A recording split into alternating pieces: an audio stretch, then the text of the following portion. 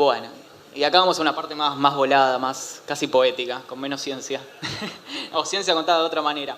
Yo acá lo ilustré con un libro, porque Ernesto contó que la geología lo que trata de hacer es estudiar el planeta y además estudiar la historia de este planeta, digamos, cómo salió.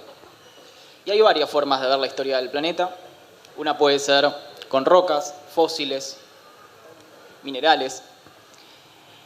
Y en algún lugar tenemos contenida toda la historia de la Tierra.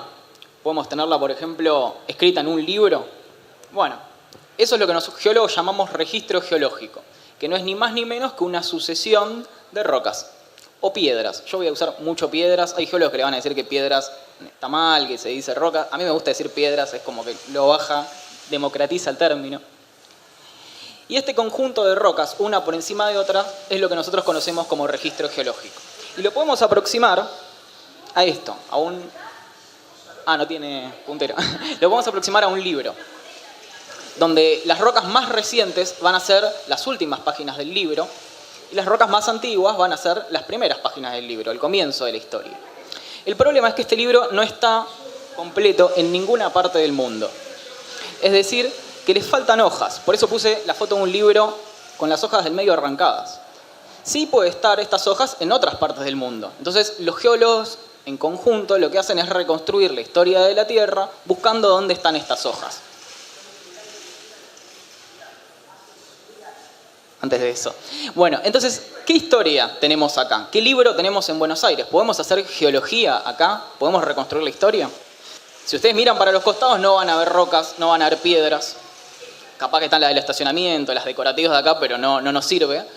Si nos tomamos un avión nos vamos a ir a la cordillera, bárbaro, ahí sí tenemos. Pero, ¿podemos hacer algo acá? A ver, capaz que hago una pregunta. ¿Dónde creen que están las rocas más cercanas en Buenos Aires, desde acá? No, rocas naturales, no que hayan sacado, digamos. Tandil, capaz, Sierra la Ventana, ¿no? Bueno, hay algunas más cercas. Y para hacer eso, lo que vamos a hacer es un pozo. Porque sí tenemos registro geológico. El tema es que no es el registro geológico que esperamos. ¿Qué es lo primero que vamos a ver si hacemos un pozo? Y esta es una pregunta bastante tonta, pero lo primero que vamos a ver es tierra. O sea, todo el mundo hizo un pozo o vio a alguien hacer un pozo y lo primero que va a ver es que sale tierra, sale barro. Y esto no es una roca, pero ojo, es sedimento y no hay que despreciarlo porque no es ni nada más ni nada menos que rocas que se desintegraron, sufrieron transformaciones y ahora lo vemos como sedimento. En algún lugar podemos hacer un pozo y encontrar arena, si nos vamos, por ejemplo, a la playa, ¿no? Pero bueno, acá encontramos barro. Ahora vamos a ver por qué. Y este barro tiene distintos orígenes, pero el más importante es el viento. Es lo que conocemos como les pampeano. Y el viento ha traído, durante cientos de miles de años, tormentas de arena como esta. Esta es una foto bastante reciente, creo que el 2008, una tormenta de arena en Santa Rosa, en La Pampa. Y estas tormentas eran mucho más frecuentes antes cuando no había asentamientos humanos, por ejemplo, cuando no estaban los campos, cuando no estaban las rutas, ni estaba forestado. Y lo que pasó fue que se fue tapizando toda la llanura pampeana con este limo. Y otra fuente son los ríos. Por ejemplo, el río más conocido que tenemos acá capaz que es el río de la Plata, que en realidad es un estuario. Pero tenemos otros ríos. Bueno, el río Matanza, el Riachuelo o el Reconquista. Pero acá, en esa fotito de arriba a la izquierda, van a ver un mapa de Buenos Aires con un montón de cuencas hídricas. Pasa que son ríos más pequeños, que capaz que no los conocemos tanto.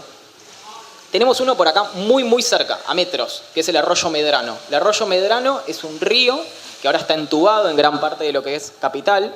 Ahí podemos ver cómo pasa a través de Capital por los barrios de Saavedra, Urquiza y termina desembocando en el río de la Plata. Pero acá nomás en Tecnópolis lo podemos ver en superficie. En el humedal es el arroyo Medrano que está expuesto, no está entubado. Y bueno, durante muchísimas décadas estuvieron descubiertos, fueron arroyos donde se navegaban, la gente los cruzaba a través de puentes.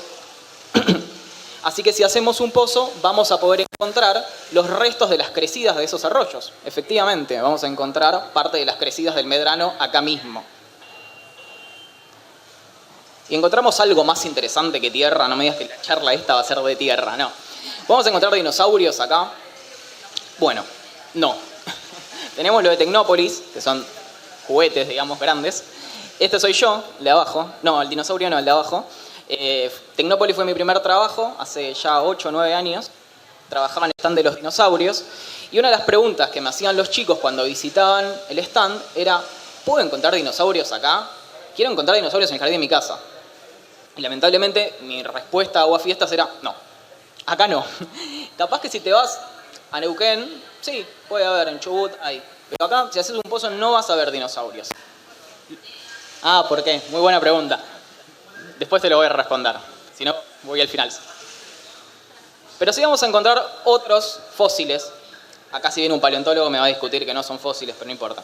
Vamos a encontrar otros restos de animales, como este, que es como una mulita gigante, que se llamaban gliptodontes, entre otros mamíferos. Pongo este porque es muy conocido, porque se han encontrado varios restos de gliptodontes en excavaciones para los cimientos de edificios, para cuando hicieron los túneles en Buenos Aires. De hecho, ese que ven ahí es una vidriera en la estación Tronador, donde se halló gliptodontes. Y eran animales bastante comunes, convivieron con el ser humano, se extinguieron, por supuesto, hace 11.000 años, pero convivieron con los nativos de Buenos Aires, con los nativos de Sudamérica, y aparecieron a los 2,5 millones de años. Que para nosotros, que somos seres vivos, que vivimos como mucho 100 años, nos parece un montón. En términos humanos nos parece un montón, porque tenemos historia humana escrita de miles de años, pero en términos geológicos, 2,5 millones de años, estamos en el presente, casi. Así que todavía apenas perforamos por las primeras capas, por las primeras hojas de nuestra historia terrestre. Todavía nos falta bastante más por recorrer. Si seguimos cavando en nuestra excavadora, hacemos unas decenas, cientos de metros, vamos a encontrar arena, como la que yo les decía que vamos a encontrar en la playa, que todos sabemos. Pero bárbaro, acá no hay mar. Bueno, en algún momento hubo varias ingresiones del mar, del Atlántico. Acá hay un mapa de lo que era el mar paranaense, es el de mayor extensión, más o menos a los 15 millones de años. Ingresó el océano Atlántico hasta latitudes donde ahora es Brasil, Paraguay, y todo Buenos Aires quedó cubierto por agua, con excepción del positivo bonaerense, que es Tandil, cierra la ventana. Así que sí, esas arenas que nosotros vamos a encontrar son los restos de mares antiguos. Incluso vamos a encontrar conchillas, restos de conchillas, pedacitos de espículas, de esponjas de mar. Eso es muy interesante. Y ¿cómo es esto? Y un dato de color. Estas arenas además son muy importantes desde el punto de vista de recursos, porque son las que van a alojar los acuíferos. Si no saben, son los acuíferos, son las aguas subterráneas que se pueden sacar y consumir, son reservorios de agua dulce. Pero cuando llegamos a los 300 metros, la máquina, nuestra excavadora, nuestra máquina del tiempo metafórica, se nos va a trabar. No le va a dar la potencia. Y vamos a tener que poner un cambio primero. En realidad vamos a tener que darle más fuerza, porque vamos a dejar de perforar sobre sedimento blando. Vamos a dejar de perforar sobre este barro, sobre arenas, que en algunos casos hasta puede ser rocas sedimentarias. Vamos a empezar a perforar sobre esto. Me vine preparado. Que es una roca dura, lógicamente. No, es lo que los geólogos llamamos rocas cristalinas, porque está formada por un montón de cristales de minerales, muy juntos, sin poros en el medio, y se formaron a mucha profundidad. Algunas pueden ser ígneas, como les contaba Ernesto, formadas por magma que solidifica en el interior de la Tierra, y otras pueden ser metamórficas, que se forman en condiciones de gran presión. Lo importante es que vamos a pasar de perforar rocas blandas, sedimento, a rocas duras. Bárbaro. Entonces, una cosa. Les puede sonar de algún lado, porque me decís, bueno, está a 300 metros de profundidad, pero yo lo puedo ver en la cocina de mi casa, ¿no? O en los adoquines, no es algo tan sorprendente. En realidad sí, estamos acostumbrados a verlos, porque al ser rocas cristalinas se aprovechó mucho su uso para lo que ven, digamos, superficies resistentes, que necesitaban ser resistentes, por lo tanto, desde el principio de la humanidad se aprovecharon las rocas cristalinas. Esta en particular se llama granito, pero bueno, hay otros tipos de rocas cristalinas. Los geólogos le decimos granitoides. No mármol. No mármol, aunque es una roca metamórfica, no importa. Pero bueno, ¿por qué estas rocas son tan resistentes, tan duras? está bien, se formaron en el interior de la corteza terrestre, se formaron en condiciones muy distintas, pero además son muy viejas, son muy, muy antiguas. Tienen 2.000 millones de años. Si recuerdan el principio de la charla de Ernesto, la Tierra tiene 4.500 millones de años aproximadamente, o sea, casi la mitad de la historia de la Tierra. El mismo granito de las mesadas de sus casas, el del frente de los edificios, el de los adoquines de Buenos Aires, son rocas viejísimas. ¿Por qué? Bueno, hay varias preguntas. Primero, ¿por qué? ¿Cómo? ¿Cómo sé la edad? ¿Cómo saben que no les estoy mintiendo? Y ahí hago un pequeño paréntesis, momento científico. Bueno, básicamente se sabe porque se puede hacer análisis químicos de los minerales de las rocas. Las rocas están formadas por minerales, que son estos puntitos de colores. Estos minerales están formados por elementos químicos y algunos de estos elementos químicos son radioactivos, decaen con el tiempo, se transforman en otros. Se pueden estudiar con aparatos muy caros y muy sofisticados, como ese espectrómetro de masa.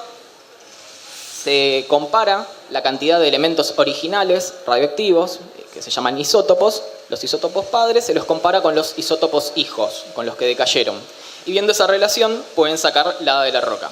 Lo estoy simplificando un montón, sí, pero créanme, se puede saber. Y lo que les da es que tiene 1.800 a 2.200 millones de años, un montón.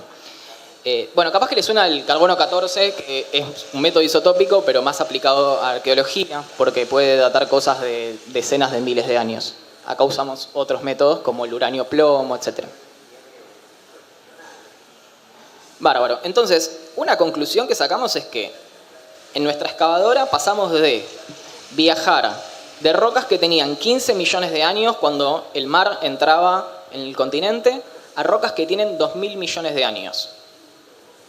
Y acá respondo a la pregunta, ¿por qué no tenemos dinosaurios? Porque no están las rocas que tenían los dinosaurios, no están el periodo mesozoico, ¿no? La era mesozoica en realidad, no está el periodo jurásico, el periodo cretácico donde vivían los dinosaurios, no está acá. No están ni siquiera en rocas más antiguas como las del Paleozoico, que tenían las primeras formas de vida complejas, los primeros peces, por ejemplo. No está. Ahora les voy a contar por qué no está. Pasamos directamente desde 20 millones de años como mucho a 2.000 millones de años. Eso es lo que los geólogos llamamos hiatus, un momento en la historia del registro geológico que no está, que no lo podemos ver. Sí lo podemos ver en otras partes, luego les voy a contar. Pero para responder por qué no está, vamos a ver de dónde salieron estas rocas. Porque en el Big Bang no se formaron después, pero sí son muy viejas. Primero, esta máquina, esta excavadora, viaja en el tiempo, en realidad se hizo varias veces. Los pozos se han hecho con distintos fines para explorar dónde había niveles de acuíferos, incluso se ha llegado a buscar petróleo en Buenos Aires, en la llanura pampeana, así que se han hecho varios pozos. Ahí hay unos puntitos que dice boreholes en inglés, que están más o menos a la altura de Santa Fe, Córdoba, pero en realidad también se han hecho pozos acá en Capital Federal. Hay pozos que llegaron a estas rocas en Palermo, en la rural, otros en Puente de la Noria. Y todos esos pozos les da que a los 300 metros encuentran estas rocas cristalinas. Llegan al basamento, es lo que los geólogos denominamos las rocas más antiguas por donde están apoyadas otras. Básicamente serían los cimientos de otras rocas. Y a este basamento también se lo conoce como cratón. Cratón, que parece el nombre de un dios, ¿no? Algo así, pero no. Cratón no es ni más ni menos que el núcleo de un continente, la parte más vieja de un continente. Y el cratón del Río de la Plata, estas rocas, tiene más o menos 500.000 kilómetros de extensión, 500.000 kilómetros cuadrados de área. Eso es un montonazo, es casi más que la provincia de Buenos Aires. Casi más no, más que la provincia de Buenos Aires. Esto se sabe porque básicamente se hicieron pozos y se identificó la extensión. Y la mayor parte del cratón del Río de la Plata están en profundidad, no lo vemos. Pero hay algunas partes que se puede ver en el mapa, como las sierras de Tandil, como partes de Uruguay, como uno que les voy a contar más adelante, donde el cratón está en superficie, por diversas razones. Y estos se llaman afloramientos, lugares donde podemos ver rocas. Así que sí, tenemos varios afloramientos del cratón del Río de la Plata. Los más conocidos son los de Tandil o La Barría, donde hay canteras, donde se explotan hasta el día de hoy. También en Uruguay, pero además en la isla Martín García, que está en el medio del Río de la Plata. Y ese ese es el lugar donde encontramos las rocas más cercas si queremos tomarnos un tren y un ferry, digamos, no haciendo un pozo. La isla Martín García está en el medio del Río de la Plata, pero ojo, no es parte del delta. El delta son islas sedimentarias que se formaron por acumulación del sedimento en los últimos miles de años. Son islas que se mueven hasta el día de hoy. Pero la isla Martín García es una isla rocosa. Digamos, el delta se sigue moviendo y la isla Martín García va a seguir estando ahí. Es una isla rocosa formada por estos granitos y otras rocas, que no es parte del delta. Es toda una roca, una isla rocosa. Si ustedes van a la playa de la isla van a poder ver grandes bloques. Y además tiene algunas curiosidades geográficas. Por ejemplo, es el único límite seco donde podemos cruzar caminando Uruguay. Porque Uruguay, digamos, está en aguas uruguayas, la isla Martín García, pero la parte sedimentaria de la isla, que se llama Isla Timoteo Domínguez, bueno, quedó en la jurisdicción uruguaya.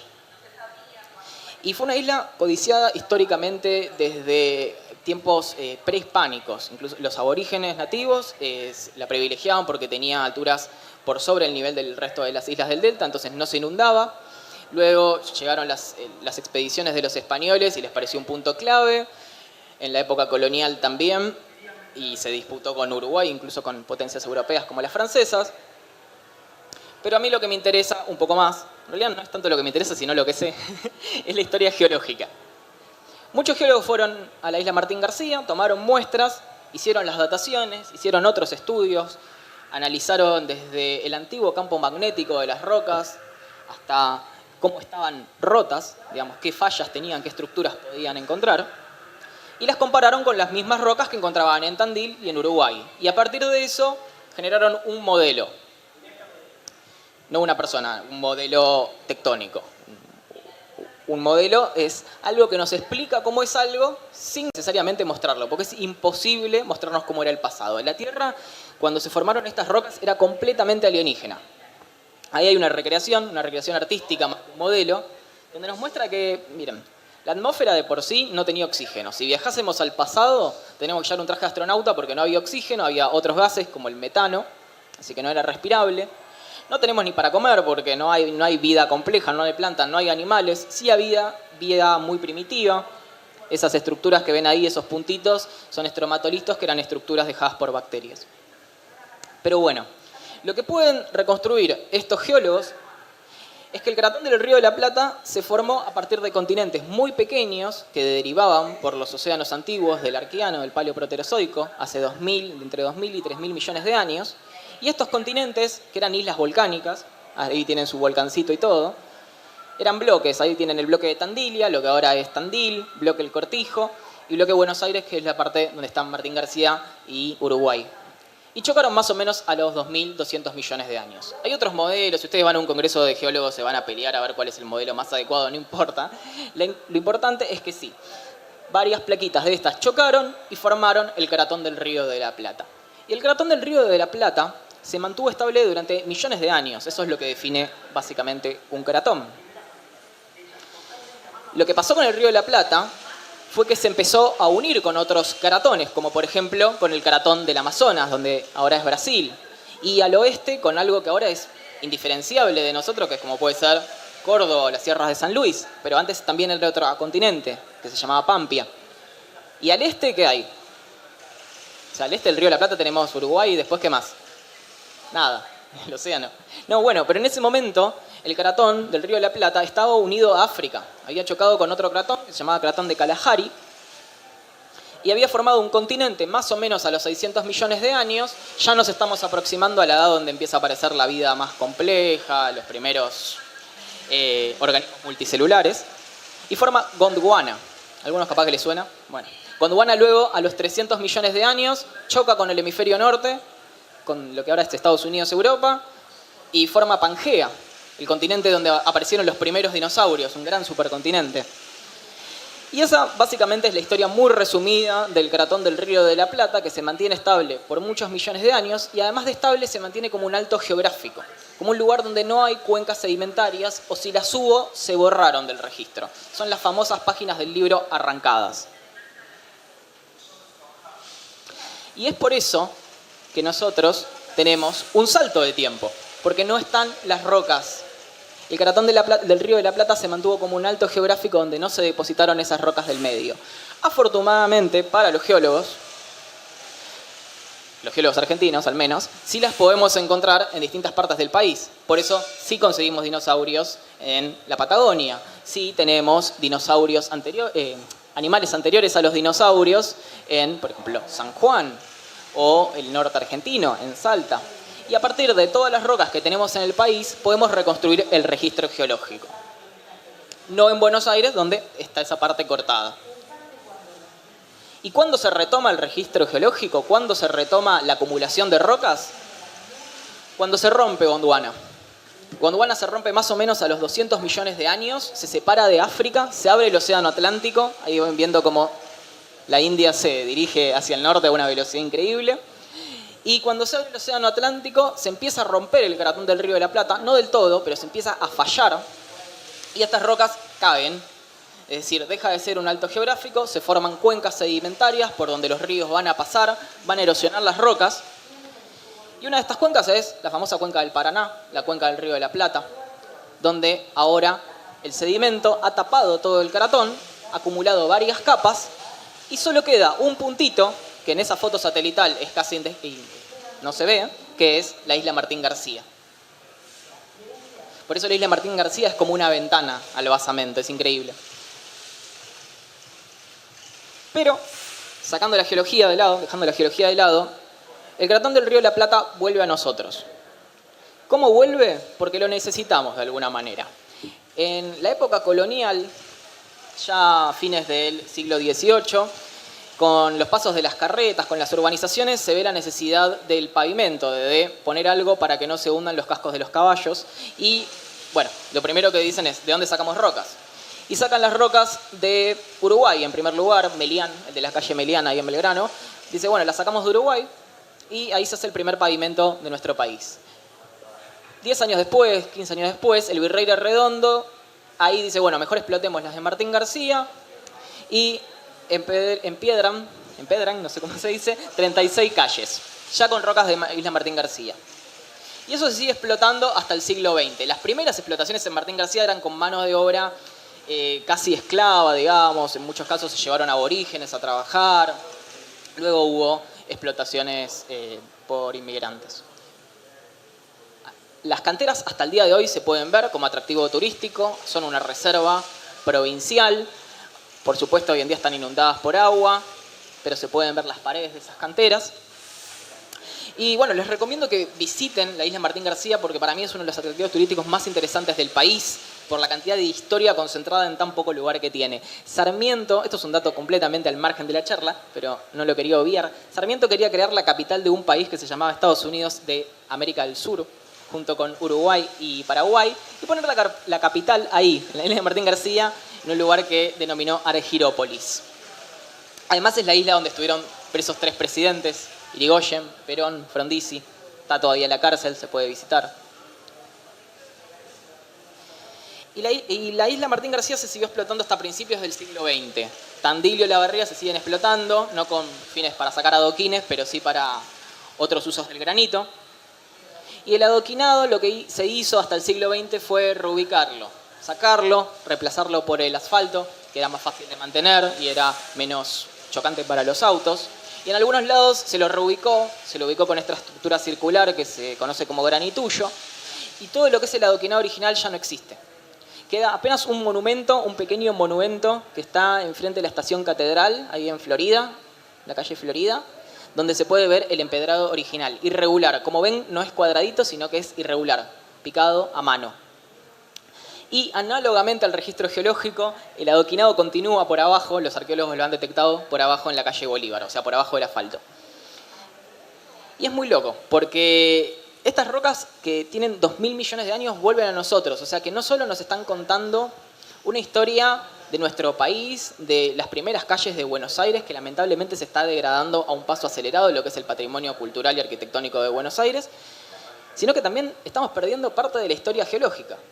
No van a ir a ningún lado las rocas, es cierto, van a estar ahí, las podemos encontrar, pero estamos perdiendo un poco ese vínculo con el cratón del Río de la Plata, con las rocas más viejas de nuestro país. Es una historia de continentes que chocaron, de mares que entraron, de continentes que se rompieron. Una historia extremadamente larga.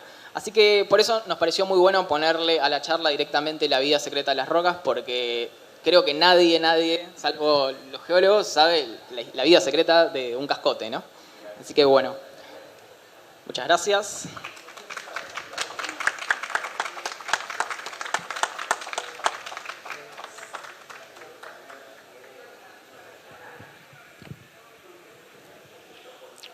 Hola, hola. Ahí está. No, agradecerle a ustedes y al stand y a la Secretaría de Políticas Universitarias y además a preguntar si hay alguna pregunta o algún comentario. Eso mismo iba a decir. Muchas gracias Ernesto y Pablo y a la Universidad Nacional de Hurlingham y traernos estos secretos. Abrimos el espacio de preguntas. Eso mismo. Quien tenga alguna inquietud, reflexión. ¿Cuál es su roca favorita? No sé si se escuchó. Dice, ¿cuál es su roca favorita? ¿Cuál es mi roca favorita? ¿Te puedo decir un mineral? Bueno, me gusta la rodocrosita. Es la roca nacional. Es rosa. Es el mineral nacional de Argentina. El mineral nacional de Argentina. Es muy bueno. Pues es muy linda además. Y no se encuentra casi en ninguna parte. Se encuentra en varias partes del mundo, pero la que hay en Argentina, en Catamarca, es especial. Digamos, ¿no? Yo nunca lo pensé. De minerales me gusta la cianita, por ejemplo. Las rocas metamórficas. Si tengo que elegir una, diría las andesitas, que le dan su nombre a todas las andesitas del mundo y están basadas en las observaciones de rocas volcánicas de los Andes. ¿Alguien más? ¿Una pregunta por ahí? ¿No? Yo tengo una pregunta personal. No, quiero saber si esta es una materia opcional de las carreras de la Universidad Nacional de Hurlingham, que hay que cursar una carrera extra de tu currículum de materias, y quería saber cómo se desarrollaba a lo largo del cuatrimestre el contenido. Muy bien. Sí, efectivamente, la universidad tiene básicamente en su oferta de pregrado y grado muchas carreras. En las carreras de pregrado, que son sobre todo las tecnicaturas, carreras cortas de 3 años, o en la licenciatura en educación, que es un ciclo complementario de 1 año o de 2 años. En esas carreras cortas es obligatorio hacer una materia UNAUR, que son materias selectivas de muchos temas muy diversos, que es una oportunidad para estudiar a un nivel universitario, con docentes que son especialistas en muchos temas que por ahí no tienen relación con la carrera. Hay materias sobre rock nacional, sobre cine, sobre política, y una sobre geología. Hay una sobre astronomía que se llama Astro, que es como históricamente una que se anota muchísima gente, y de ahí me copié un poco para ponerle geo a esta, pero le quedó más la vida secreta de las rocas que geo. En nuestra materia, en Geo, la vida secreta de las rocas, lo que hacemos es a lo largo de un cuatrimestre, no son materias muy exigentes, son 2 horas por semana, o sea, 64 horas en un cuatrimestre, y tratamos de hacer esto como una versión resumida, pero estrictamente analizada desde el punto de vista científico y académico, de una introducción a la geología muy general, una introducción a la geología, a la mineralogía, a la paleontología, a las rocas, a la geomorfología y cómo se forman los ambientes, a la geología del petróleo y el gas. Esos son algunos de los temas que se ven a lo largo del cuatrimestre.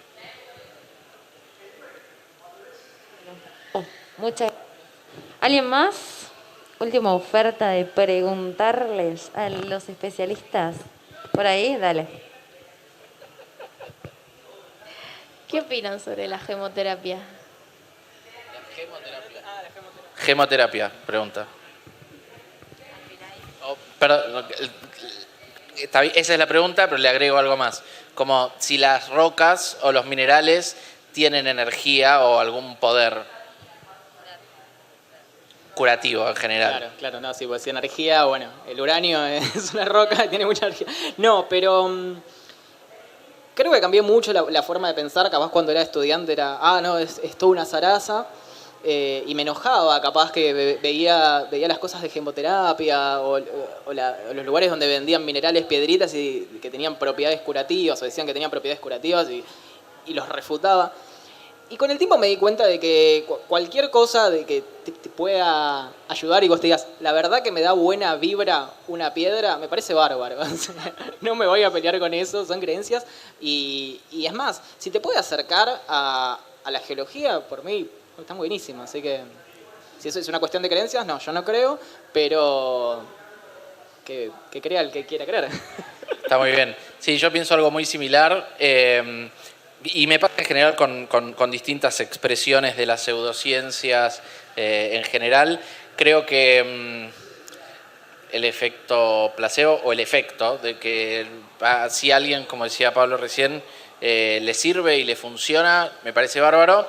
Obviamente que me parece terrible que haya gente que se aproveche de personas que están mal o necesitando algo para venderle lo que sea, minerales, piedras o cualquier curación de lo que sea.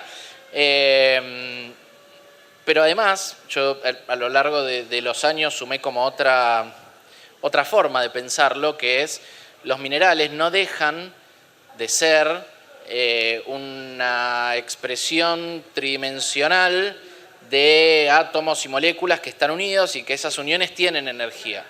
¿Sí? Esa energía existe, más allá de que además hay minerales que tienen